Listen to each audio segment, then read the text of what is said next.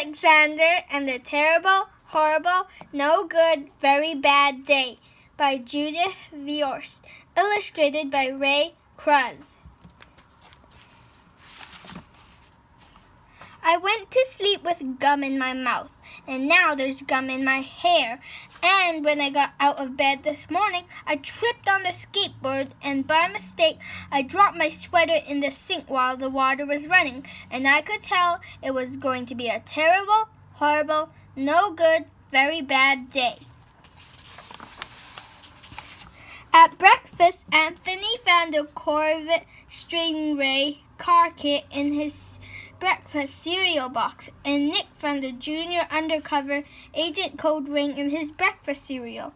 But in my breakfast cereal box, all I found was breakfast cereal. I think I'll move to Australia. In the carpool, Mrs. Gibson let Becky have a seat by the window. Audrey and Elliot got seats by the window too.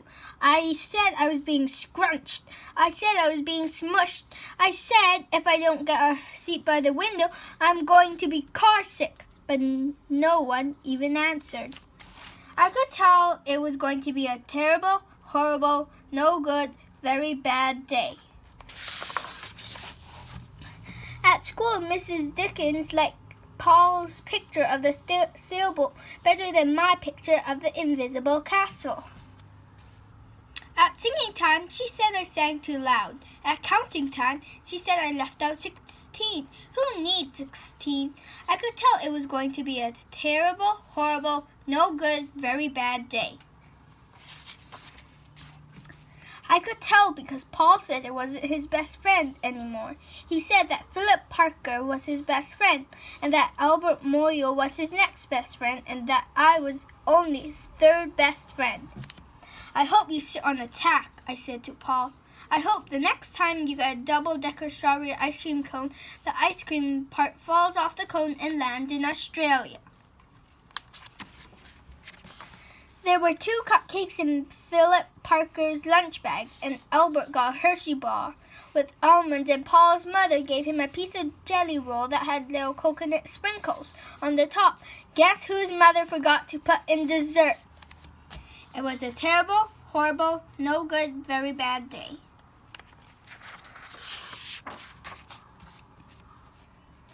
That's what it was, because after school, my mom took us all to the dentist, and Dr. Fields found a cavity just in me. Come back next week and I'll fix it, said Dr. Fields.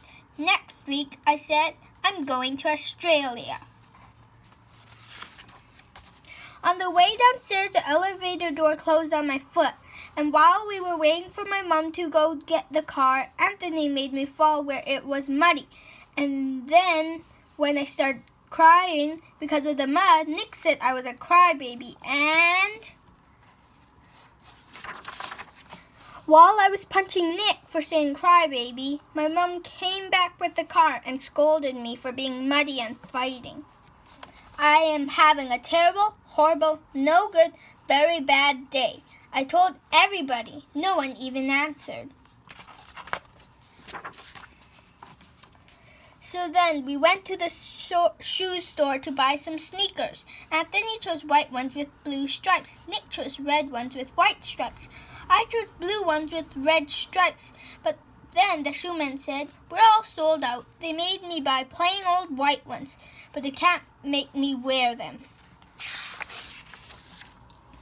When we picked up my dad at his office, he said I couldn't play with it with his copying machine, but I forgot. He also said to watch out for the books on his desk, and I was careful as could be, except for my elbow. He also said, don't fool around with his phone, but I think I called Australia. My dad said, please don't pick him up anymore. It was a terrible, horrible, no good, very bad day. There was lima beans for dinner, and I hate limas. There was kissing on TV, and I hate kissing. My bath was too hot. I got soap in my eyes. My marbles went down the drain, and I had to wear my railroad train pajamas. I hate my railroad train pajamas. When I went to bed, Nick took back the pillow he said I could keep, and the Mickey Mouse night light burned out, and I bit my tongue. The cat wants to sleep with Anthony, not with me. It has been a terrible, horrible, no good, very bad day. My mom says some days are like that, even in Australia.